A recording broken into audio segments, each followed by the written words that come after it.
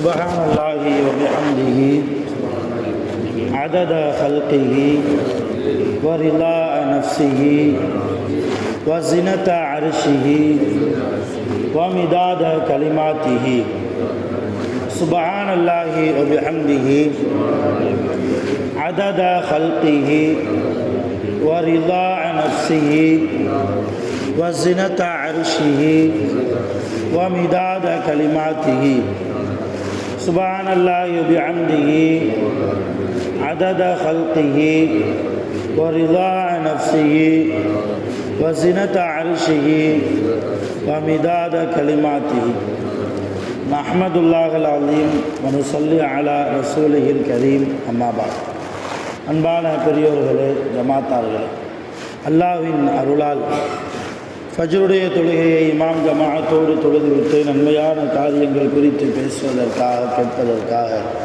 நாம் எல்லாம் அமர்ந்திருக்கிறோம். அல்லாஹ் ஜல்ல ஷானஹு வ தஆலா நம்முடைய அனைத்து இபாதத்துகளையும் பரிபூர்ணமாக குறையில்லாமல் நிறைவாக கபூல் செய்வானாக. ஆமீன்.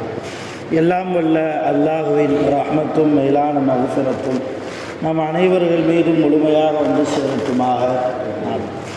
சங்கையான பெரியோர்களே, அல்லாஹ்வுடைய ரசூல் நபிகள் நாயகம் ஸல்லல்லாஹு அலைஹி வஸல்லம் உங்களுக்கு என்ன தேவையாக இருந்தாலும் அல்லாஹ்விடத்தில் பிரார்த்தனை செய்யுங்கள் என்று நமக்கு கற்றுக் கொடுத்தார்கள்.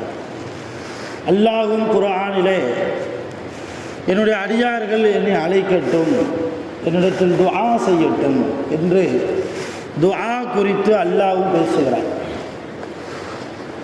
என்னுடைய அடியார்கள் என்னை பற்றி உங்களிடத்தில் கேட்டால் நான் அவர்களுக்கு பக்கத்திலேயே இருக்கிறேன் என்றும் சொல்லுங்கள் என்று அல்லாஹ் நபி ஸல்லல்லாஹு அலைஹி வஸல்லம் அவர்களுக்கு குர்ஆனிலே ஆயத்தும் இறக்கியிருக்கிறார்.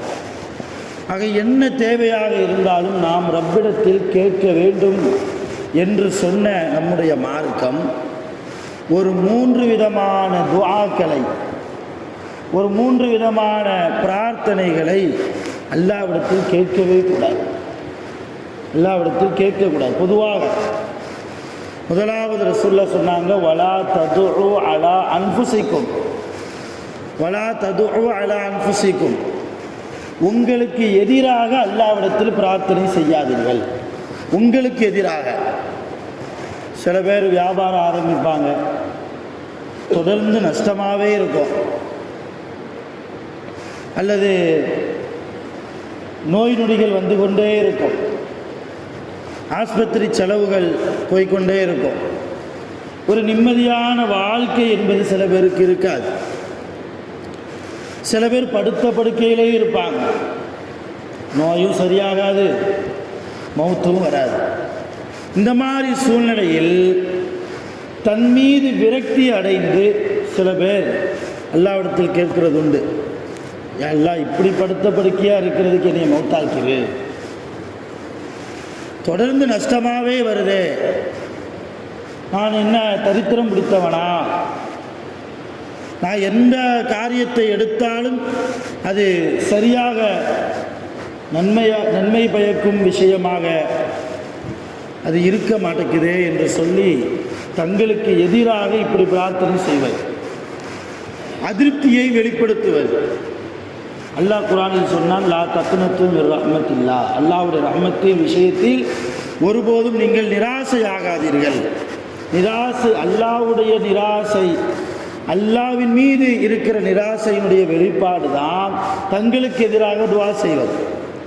எல்லாம் இப்படி நிம்மதி இல்லாத வாழ்க்கையா, நெருக்கடியான வாழ்க்கையா, எங்கு திரும்பினாலும் சோதனையா, சீக்கிரம் எனக்கு மரணத்தை கொடுத்து விடு, மௌத்தை கொடுத்து விடு. அதனால தான் ரசூலுல்லாஹ் சொன்னாங்க, லா தஸ்அலுல்லாஹ அல் மௌத்த, நீங்கள் அல்லாஹ்விடத்தில் மௌத்தை கேட்காதீர்கள். இன்னொரு ஹதீஸ்ல ரசூலுல்லாஹ் இப்படி சொன்னாங்க, லா ததமன்னவ் அல் மௌத்த, மௌத்தை நீங்கள் பிரியப்படாதீர்கள். மௌத்து சீக்கிரம் வந்தால் நல்லா இருக்குமே, நமக்கு ஒரு மௌத்து வரமா இருக்க, இப்படி இருந்து நாம் வாழணுமா, எவ்வளவு நெருக்கடியான வாழ்க்கை என்று சொல்லி நீங்கள் மௌத்தை ஆசைப்படாதீர்கள். மௌத்தை அல்லாஹ்விடத்தில் கேட்கவும் செய்யாதீர்கள். உங்களுக்கு எதிராக பிரார்த்தனையும் செய்யாதீர்கள். நபியுனா அய்யூப் அலைஹிஸ்ஸலாத்து வஸ்ஸலாம் 18 ஆண்டுகள் படுத்த படுக்கையிலே இருந்தாங்க. உடம்பு முழுக்க வியாதி, உடம்பு முழுக்க புண்கள், கொப்பளங்கள், அந்த கொப்பளத்திலிருந்து புழுக்கள் வெளியானது. எவ்வளவு தூரம் அல்லாஹ் அவர்களை சோதித்தான் என்றால், மனைவி விட்டுட்டு போயிட்டாங்க, தன்னுடைய பிள்ளைகள் எல்லாம் மௌத்தா போச்சு. மிகப்பெரிய பணக்காரர் செய்தனா அய்யூப் அலைஹிஸ்ஸலாம், ரொம்ப பெரிய பணக்காரர்.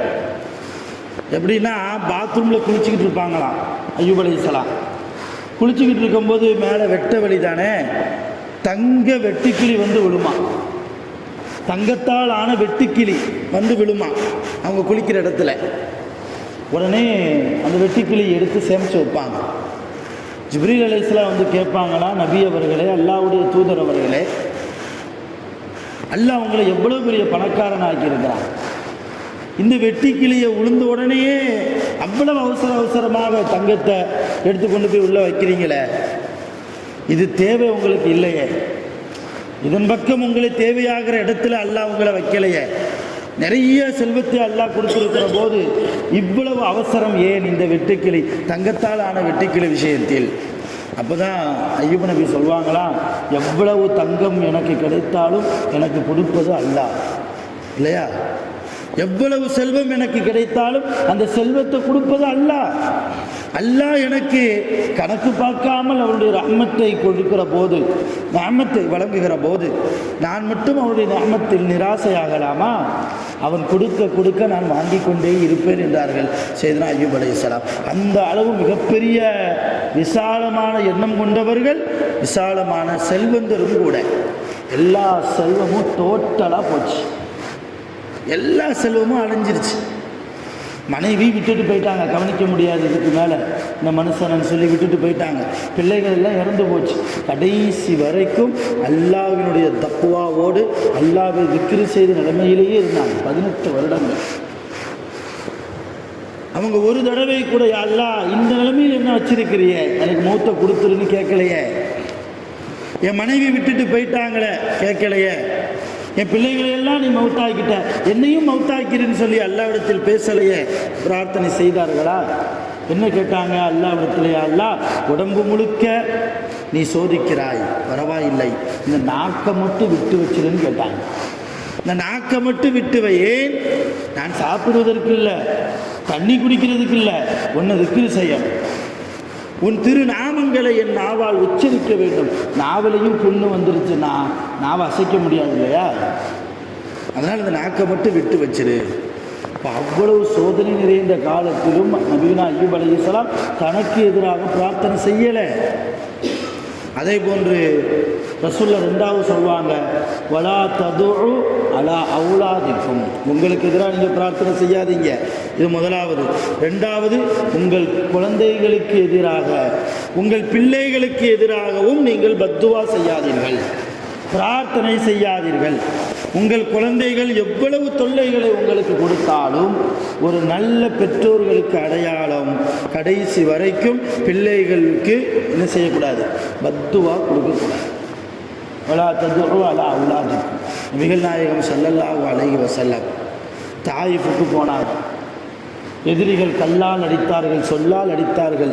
நபி ஸல்லல்லாஹு அலைஹி வஸல்லம் அவருடைய திருமேனியிலிருந்து இரத்தமெல்லாம் வடிந்து போகிற போது ஜிப்ரீல் அலைஹிஸ்ஸலாம் வந்து கேட்டாங்க, யா ரசூலல்லாஹ், நீங்கள் அனுமதி கொடுத்தால் 2 மலைக்கு மத்தியில் இந்த தாயிஃப் நகரத்து மக்களை நான் வைத்து நசுக்கி விடுகிறேன், இவர்களுக்கு அதாபை கொடுத்து நான் இவர்களை அழித்து விடுகிறேன், அனுமதி கொடுங்கள் என்று ஜிப்ரீல் அலைஹிஸ்ஸலாம் கேட்டபோது அல்லாஹ்வுடைய ரசூல் சொன்ன வார்த்தை என்ன, எல்லாருக்கும் தெரியும், இவர்கள் செய்த இந்த பாவத்தை நான் மன்னிக்கிறேன்.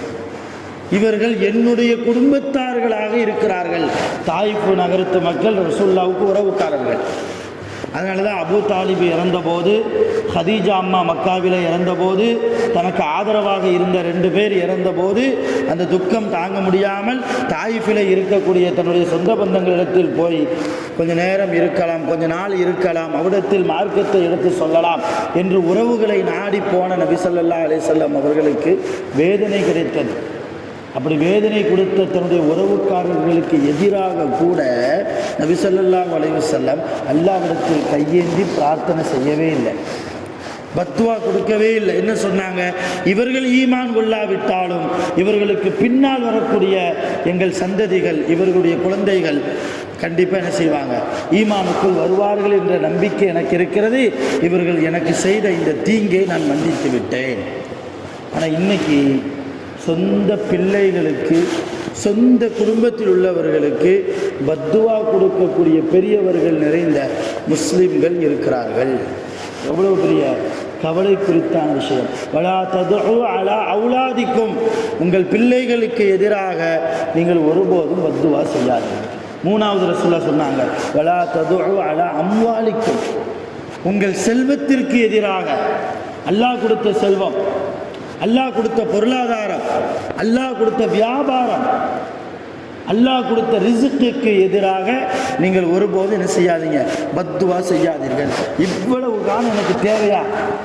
சில பேருக்கு அல்லாஹ் வாரி வாரி கொடுப்பான், சில பேருக்கு அல்லாஹ் கொடுக்கவே மாட்டான், கேட்டாலும் கொடுக்கறதில்லை. சில பேர் கேட்காமலே இருப்பாங்க, அல்லாஹ் வாரி வாரி கொடுப்பான். அலா யஅலமு மன் ஹலக், படைப்புகளை பற்றி எனக்கு தெரியாதா என்று கேட்கிறான். நமக்கு என்ன தேவை, எப்போ தேவை, எப்படி தேவை, எவ்வளவு தேவை, எல்லாம் நம்மை விட அல்லாஹ்வுக்கு தெரியும். சில பேருக்கு அல்லாஹ் அதிகமாக கொடுப்பான். அப்படி அல்லாஹ்வால் கொடுக்கப்பட்டவர்கள் அந்த ரிஸ்க்கின் மீது, அல்லாஹ்வுடைய நிஅமத்தின் மீது என்ன செய்யக்கூடாது? அதிருப்தி ஆகக்கூடாது. சில பேருக்கு அல்லாஹ் நிறைய கொடுப்பான், ஆனால் அவங்க அணியக்கூடிய ஆடைகளை பார்த்தா பக்கீர்சா மாதிரி இருக்கும்.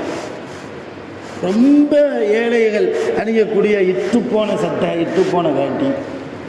அம்மா பி நிஅமத்தி ரப்பிக்க ஃபஹத்தீஸ், உங்களுக்கு அல்லாஹ் கொடுத்த நிஅமத்தை மக்களுக்கு நீங்கள் எடுத்து காட்டுங்கள், எடுத்து சொல்லுங்கள்.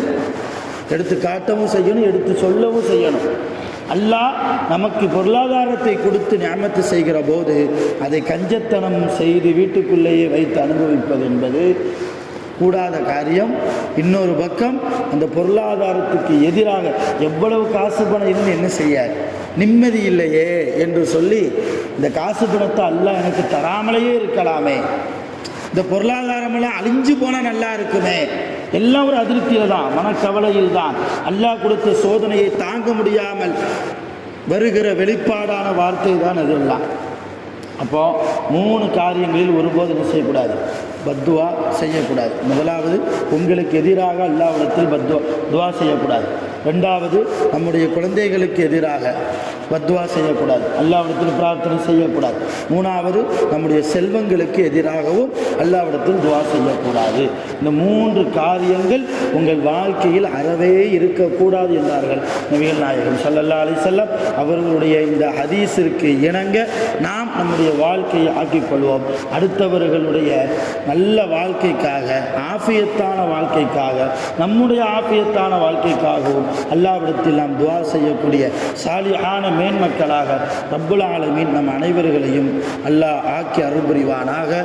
உலகத்தில் வாழ்கிற போது நீண்ட ஆயுள் காலம் அல்லாஹ்வால் வழங்கப்பட்டு சாலிஹான நிறைய அமல்களை செய்து கலிமா தௌஹீதை முடிந்து ஸலவாத்தை முடிந்து சிரித்த நிலைமையில் மரணத்தை எய்வதற்கு வல்ல ரஹ்மான் நம் அனைவர்களுக்கும் அருள் புரிவானாக.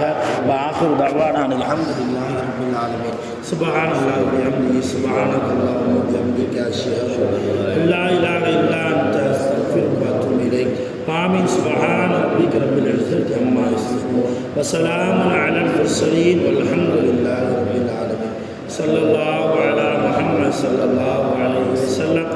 ஸல்லல்லாஹு அலா முஹம்மத் ஸல்லல்லாஹு அலைஹி வஸல்லம். ஸல்லல்லாஹு அலா முஹம்மத் யா ரப்பி ஸல்லி அலைஹி வஸல்லிம். அஸ்ஸலாமு அலைக்கும்.